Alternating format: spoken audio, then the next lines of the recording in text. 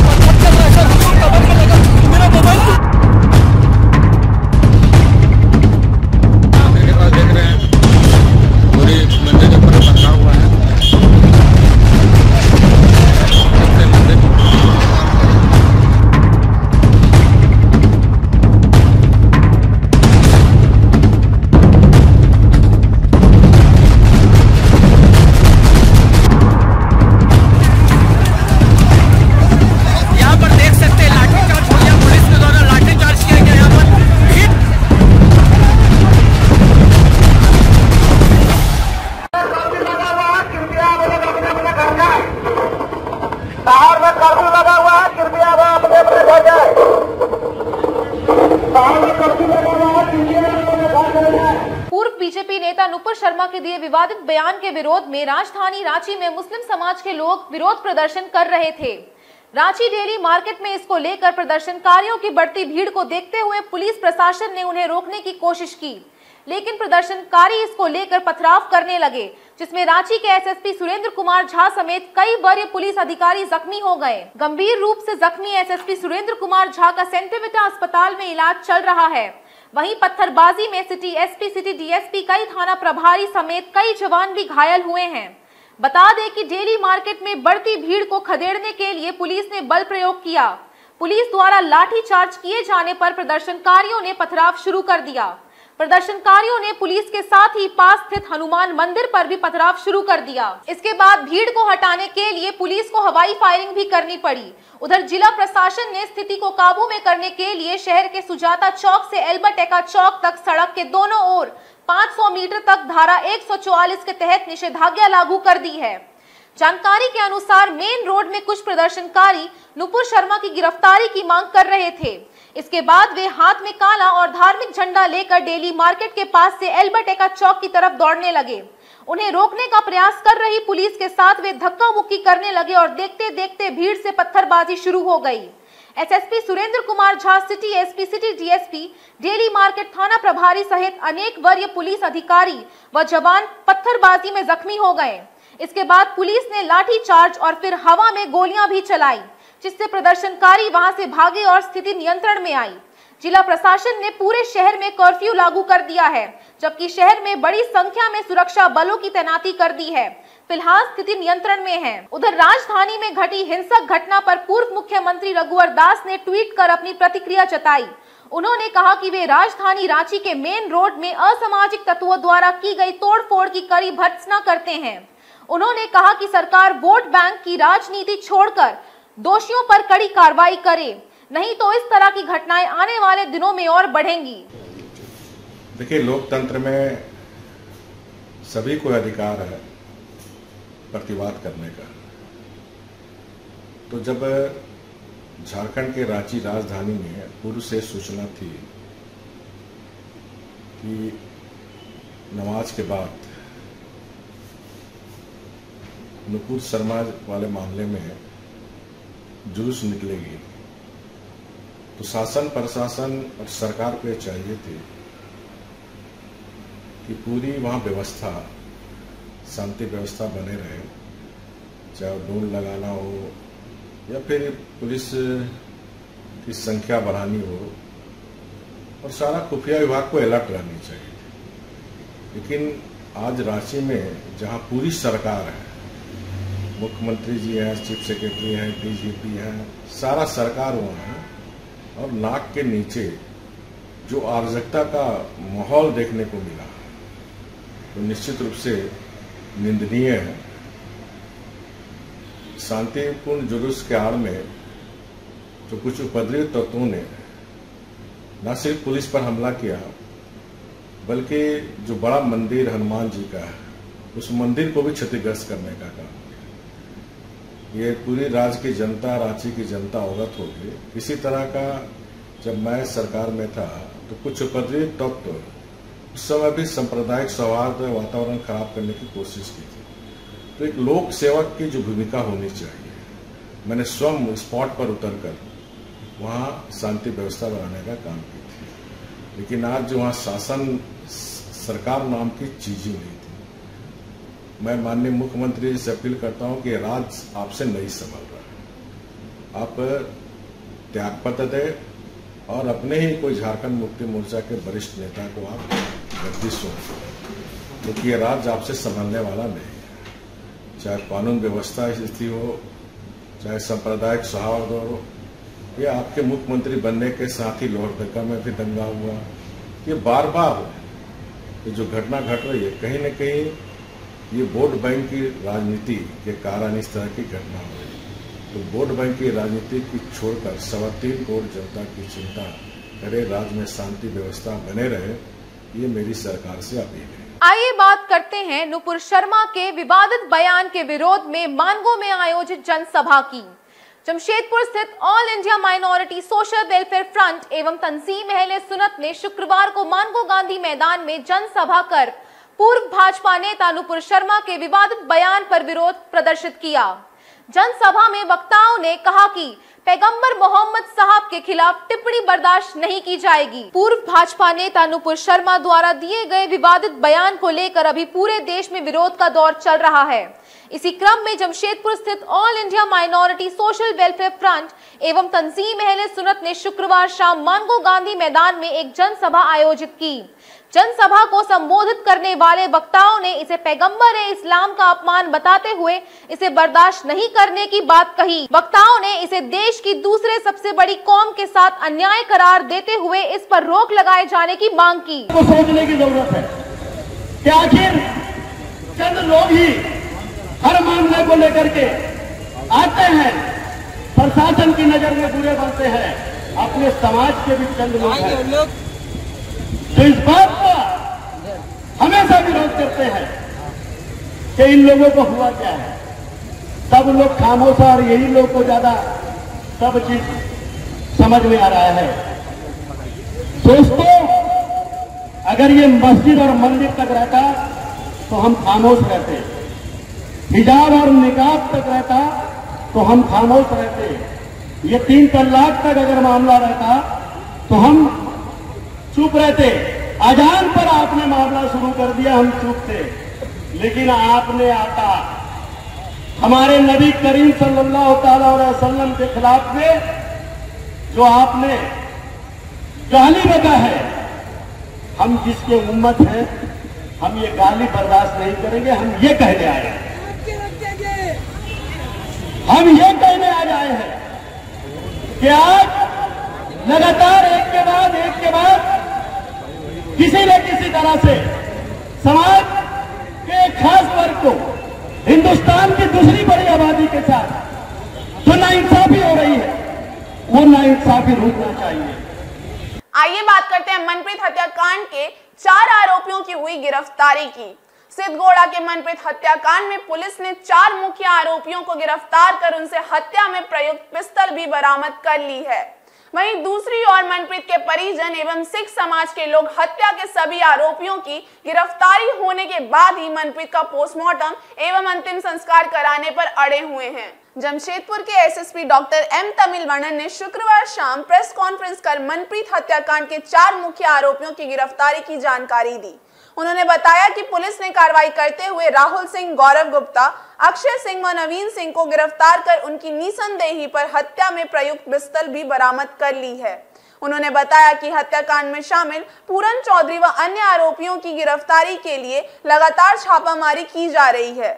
SSP doctor M तमिलवाणन ने बताया कि अब तक के अनुसंधान में मिली जानकारी के अनुसार पुरानी अदावत को लेकर मनप्रीत की हत्या हुई है। उन्होंने हत्या से पूर्व मनप्रीत व आरोपियों के बीच चले पूरे घटनाक्रम की भी जानकारी दी। 8 जून को अग्रिगो पोस्ट ऑफिस के समीप सिद्धगोड़ा थाना के अंतर्गत एक मनप्रीत पाल सिंह करके व्यक्ति के कुछ लोगों द्वारा गोली मारकर हत्या कर दी गई थी, जिस कांड को उद्भेदन हेतु और संबंधित अक्यूज को गिरफ्तारी हेतु एसपी सिटी के नेतृत्व में एक हम लोग एसआईटी का गठन किया है। उस एसआईटी के द्वारा अच्छे काम करते हुए 48 घंटे के अंदर जो इस घटना में शामिल 5 एफआईआर एक्यूज्ड में से 4 एफआईआर एक्यूज्ड को अरेस्ट करने में सफल रहे जमशेदपुर पुलिस। और इसमें जो घटना में यूज़ किए गए हथियार भी बरामद हुआ है और उनका मोबाइल भी बरामद हुआ है। और इन लोग का जब पूछताछ हुआ था, इन लोग अपने स्वीकारोक्ति बयान में ये भी एक्सेप्ट भी किए हैं कि घटना में सम्मिलित होने का। और बाकी जो विधि सम्मत हम लोग कार्रवाई करते हुए इन लोगों को न्यायिक हिरासत में भेज रहे हैं। इसके अलावा इसमें अक्यूज्ड कौन कौन है ये भी हम लोगों को मालूम पड़ रहा है और भी इसमें अनुसंधान हम लोग कर रहे हैं। बाकी लोगों को भी अरेस्ट करने के लिए हम लोग को टीम अभी काम कर रही है और निश्चित रूप से कुछ ही समय के अंदर हम लोग आज या कल तक हम लोग इस पूरे जो घटना में शामिल सभी व्यक्तियों को हम लोग अरेस्ट करने में सफल रहेंगे। और बाकी जो जो चीज़ें हम लोग को बरामद हुआ है वो सब विधि सम्मत हम लोग उसको सीजर करते हुए और बढ़िया इसमें अनुसंधान और इसमें जो प्रोसिक्यूशन हम लोग करने के लिए प्रयास करेंगे और इसको स्पीडी ट्रायल में लेके जो अक्यूज्ड है इन लोगों को इस केस में मैक्सिमम सजा दिलाने के लिए अपने तरफ से हम लोग पूरे प्रयास करेंगे। क्या कारण है सर? कारण में जब इनसे हम लोग पूछताछ कर रहे थे, ये पहले से ही इन लोग एक गैंग के रूप में काम करते आ रहे थे और इसमें जो अक्यूज्ड है उनके ऊपर भी केस है। जैसे राहुल सिंह सीताराम डेरा तानाकांड सिंह में पहले से ही केस में वांछित है, जेल भी जा चुके हैं। और जो मृतक है इनके ऊपर भी 2 कांड दर्ज है, एक सीताराम डेरा में और एक सिद्धगोड़ा में। ये फिलहाल अभी जो सीताराम डेरा केस है उसमें इन्होंने जेल में गए थे, फिर बेल में आने के बाद इन्होंने अपना पंजाब चले गए थे। फिर पंजाब से अपने अक्यूज्ड के तौर पर कोर्ट में अपील होने के लिए जस्ट ये मंगलवार ये अपना जमशेदपुर पहुँचे हैं और बुधवार को इनको कोर्ट में पेशी हुई। कोर्ट में जाकर अपना करके आए तो आने के बाद इनका जो है ये घटना हुई। जब इन लोग से हम लोग ये पूछताछ किए, इंट्रोगेशन किए, तो इनको द्वारा ये बताना था कि हम लोग जैसे राहुल सिंह और गौरव कुमार गुप्ता उस दिन पोस्ट ऑफिस मैदान रोड के बगल में करीब 4 बजे आसपास बैठे हुए थे और मनप्रीत वहाँ किसी एक और अन्य दोस्त के साथ आए थे और हम लोग को गाली गलौज किए और फायरिंग भी किए और ये भी बोले थे कि मेरे ऊपर तुम लोग केस किया तो तुम लोग अब मैं देख लूँगा करके। और जब ये बात हुई फिर उसके बाद मनप्रीत अपने घर आ गए तो ये लोग सब मिलके इकट्ठा होकर 5-6 आदमी 2 हथियार या 3 हथियार के साथ वो लोग घर में जाके फिर उनको ये लोग मुकाबला किया है। और ये दर्जन इन लोग का कहना है, जो अभी अक्यूज्ड हम लोग पकड़े हैं उन लोग का अनुसंधान का विषय है। और यदि इनके ऊपर ऐसे होता तो इन लोग को थाना में आके बताना चाहिए था या किसी लेवल पे हम लोग को पता चलते कि ओपन ग्राउंड में फायरिंग होता तो हम लोग को निश्चित रूप से मालूम पड़ जाता। इन लोगों का कहानी है कि वो हम लोगों को कहने के रूप में हादसा पहुंचाएगा, इसी कारण से हम लोग उनको ये कराए थे। लेकिन कुछ ना कुछ मामला है इन लोगों के बीच में, जो मंगलवार और बुधवार के बीच में, क्योंकि ये सोमवार आए हुए थे, सोमवार कुछ नहीं हुआ, फिर मंगलवार कुछ नहीं हुआ, फिर बुधवार कोर्ट से आने के बाद ऐसे हादसा हुआ। तो इस पूरे विषय को इन लोगों को जो कहानी है इसका भी सत्यता कितने तक है इसको भी हम लोग गहराई से जांच कर रहे हैं और ये पूरा अनुसंधान और बाकी लोग भी जो है पकड़ा जाएंगे। जब पूछताछ में ये पता चलेगा हकीकत एक्चुअली उस दिन इन लोगों के बीच में क्या हुआ और इसका कारण क्या था, तो ये चीज़ हम लोग को मालूम है। घर में घुस के जो फायरिंग उसमें कितने लोग अंदर गए थे? तो इसमें टोटल जो सीसीटीवी में नज़र आ रहा है टोटल 6 आदमी, उसमें 3 आदमी जो है घर के अंदर जाने के ये लोग भी एक्सेप्ट किया है और बाकी 3 जो है बाहर से वेट कर रहे थे। यदि कोई आदमी घर से बाहर आता है या जो मृतक वो बाहर आता है तो उनको पकड़ने के लिए लोग बाहर गए थे। जो घर के अंदर गए थे वो राहुल सिंह, गौरव कुमार गुप्ता और दोबारा एक राहुल सिंह जो गौरव कुमार गुप्ता का भाई है, जो राहुल कुमार गुप्ता, ये 3 लोग घर के अंदर गए थे, बाकी लोग बाहर थे। तीनों के पास पिस्तौल थी।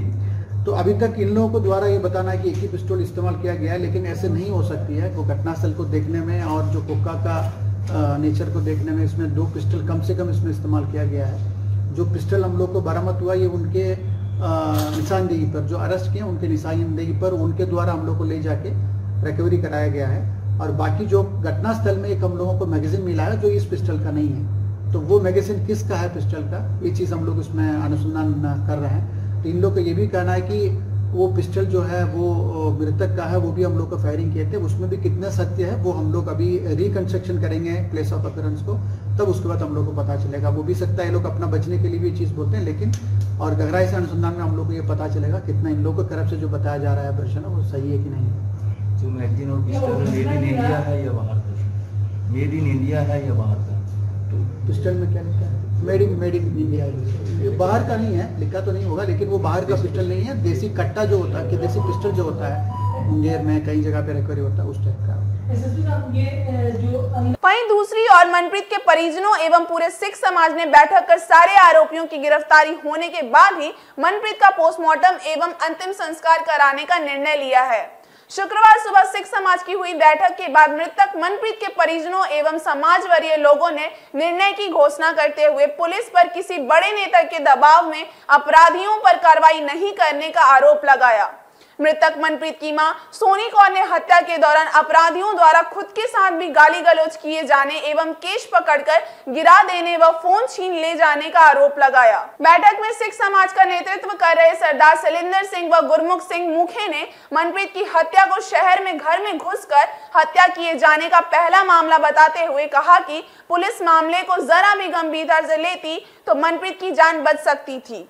उसके माता पिता सिद्धगोड़ा थाने में गुहार लगाते रहे, लेकिन उन्हें वहां से कोई मदद नहीं मिली। उन्होंने सभी आरोपियों की गिरफ्तारी नहीं होने तक शव का पोस्टमार्टम नहीं कराने की घोषणा करते हुए कहा कि गिरफ्तारी नहीं होने का पूरा सिख समुदाय तीव्र आंदोलन शुरू करेगा। हम लोग ये कहना चाहते हैं कि हम लोग कल फिर एक बार एक मीटिंग रख रहे हैं सुबह, और आज की कार्रवाई रात भर की देखेंगे कि पुलिस की क्या कार्रवाई हुई है, और नहीं तो कल जो फिर एक मीटिंग करेंगे और हम लोग धरना प्रदर्शन शांतिपूर्वक तरीके से हम लोग करेंगे। और एक बात का और खंडन करना चाह रहे हैं कि कुछ पेपरों में दिया गया था कि हम लोगों ने जाके सिद्धगोड़ा थाना में पत्थर चलाए, वो बिल्कुल गलत बात है। किसी ने कोई पत्थर नहीं चलाया। हाँ, उत्तेजित हमारे जो नौजवान थे वो लोग उत्तेजित थे, उल्टा वो हम लोग उससे भी उलझ रहे थे, लेकिन हम लोगों ने अपने पेशेंस रखते हुए उनको किसी प्रकार समझाया।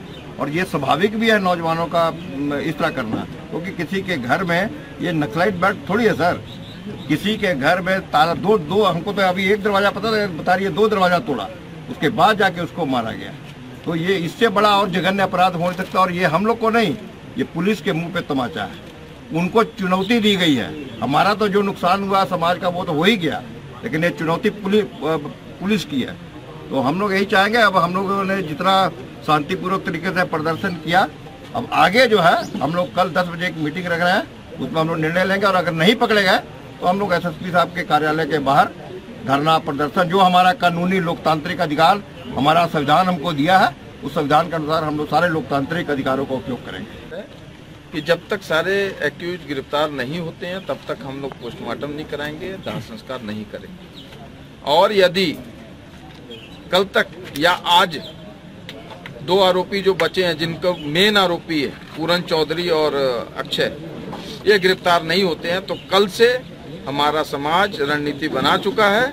हम क्रमवार आंदोलन के लिए निकल पड़ेंगे और उग्र आंदोलन हम करेंगे। उनकी गिरफ्तारी हमको चाहिए, क्योंकि जब तक खास शूटर पूरन चौधरी वो गिरफ्तार नहीं होता, अभी भी शहर में डर बना हुआ है और पूरन चौधरी गिरफ्तार हो जाएगा, उससे और भी कई राज खुलेंगे कि और किन किन लोगों की हत्या कराने की सुपारी पूरन चौधरी ने ली है, हत्या करने की सुपारी ली है। ये सारा कुछ क्लियर हो जाएगा। इसलिए पूरन चौधरी जल्द गिरफ्तार हो ताकि शहर में और किसी की हत्या ना हो। ऐसा कि हम लोग घर में ही थे और अचानक मेरा बेटा अंदर से ऐसे थोड़ा देर के लिए बाहर निकला और अंदर आया, तो देखा कि राहुल सिंह मेरा बेटा का पीछा करते हुए आ रहा है और गन को ऐसे पूरा फ्री करके दिखाता है। तो हम बेटा को बोलते हैं अंदर आ जाओ, बेटा अंदर आ गया, हम लोग ताला लॉक करके अंदर चल गए। वो मेरे दरवाजा के सामने आके फायरिंग करके बोलता है कि आज मैं तुम्हें जान से मार दूंगा, राहुल सिंह। तो मैं बेटा को अंदर करके ताला बंद कर देती हूँ। इसके बाद मैं थोड़ी देर के बाद देखती हूँ कि वो चल गया है, तो मैं देख रही थी कि मैं अपने बेटे को यहाँ से हटा दूँ। तो मैं थोड़ा निकली बाहर, तो मैंने देखा कि नवीन सिंह के दरवाजे के आगे सभी लड़के खड़े होकर कुछ योजना बना रहे हैं। तो मैं फिर घूम के अंदर आ गई। हमने पुलिस प्रशासन की मदद लेनी चाहिए, तो मैंने कॉल किया और वो नहीं आए, तो हमारे हस्बैंड उनको लेने के लिए गए। और सर मैं काफ़ी देरी तक उनको कॉल करती रही कि आप जल्दी आओ, मेरे बच्चे को जान से खतरा है। राहुल सिंह मेरे दरवाजे के आगे गन लेके आ गया और लड़के भी लेके आ गए। सर पुलिस प्रशासन नहीं आई। फिर उसके बाद थोड़ी देरी के बाद पूरन चौधरी है जो वो दौड़ता हुआ तोड़ के पूरन चौधरी अगले राहुल सिंह और गौरव गुप्ता दौड़कर मेरे दरवाजे की तरफ आते हैं। मेरी दरवाजे को जोर जोर से लात से मारते हैं। मैं बोलती हूँ मत करिए आप ऐसा, आप घर चल जाइए, बात जो हो गई थी तो खत्म हो गई। बोले कि नहीं छोड़ेंगे नहीं आज। गंदी गंदी गालियाँ देने लगे और मेरा दरवाज़ा तोड़ दिया। फिर अंदर में भी मैंने एक लॉक किया हुआ था, उसे भी तोड़ दिया और मुझे जोर से बाल से खींच के फ़ोन छीन के ये लोग गिरा दिया और मेरे बेटे पर धड़ाधड़ इन लोगों ने फायरिंग कर दी। अक्षय सिंह, नवीन सिंह सब आ गए।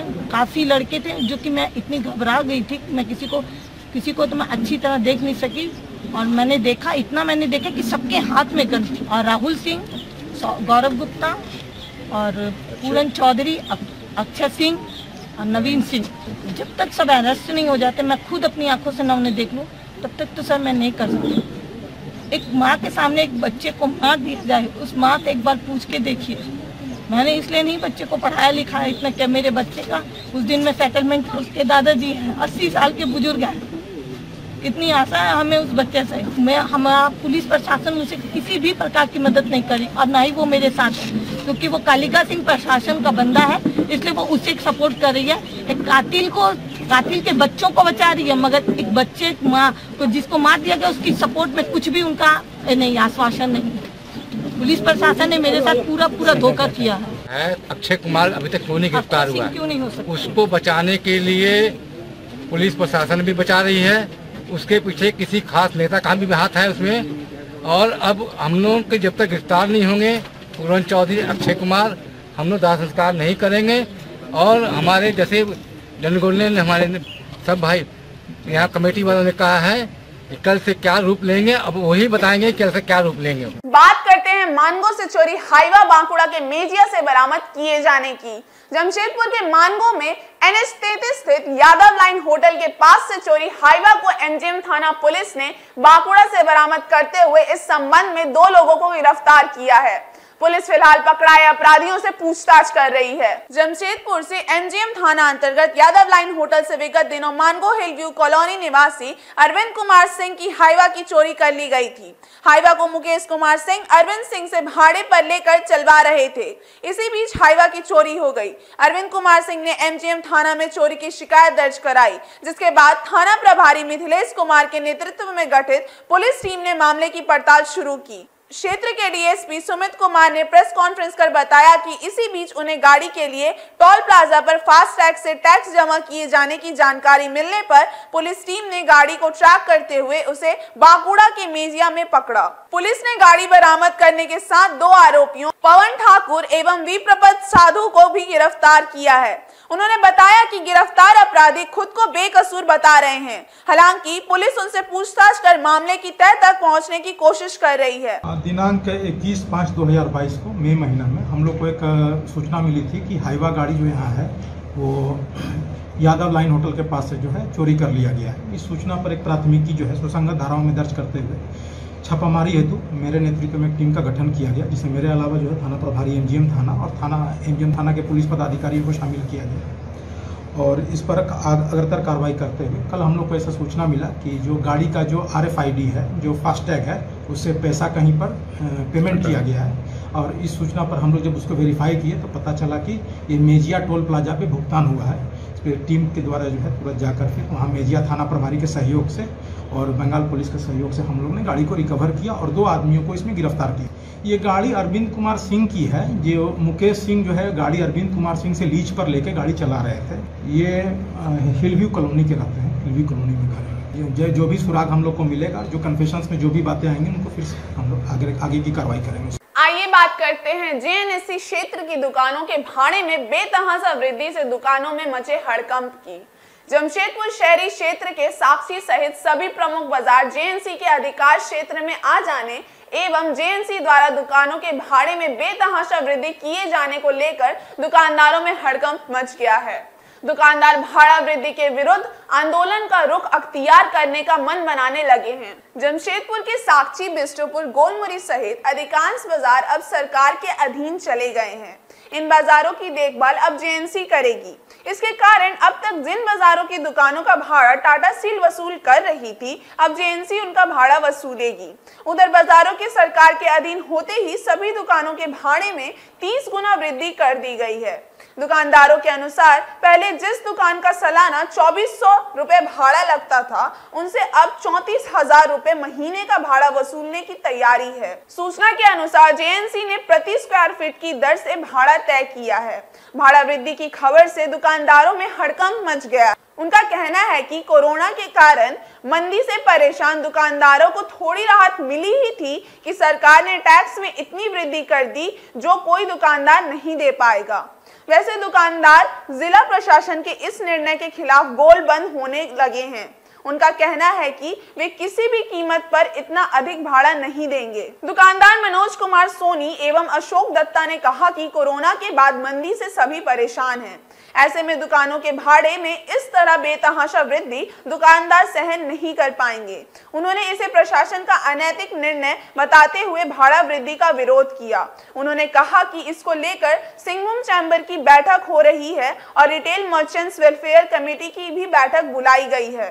दुकानदार इसके विरोध में आंदोलन शुरू करेंगे। पहले हम क्या सारे बाजार के लोगों का 100 रुपये प्रति महीना किराया लगता था और इस बार सुनने में आ रहा है कि 80 स्क्वायर फीट में 75,000 रुपये किराया लगेगा, जो सरासर अन्याय है। इसके प्रति आंदोलन होगा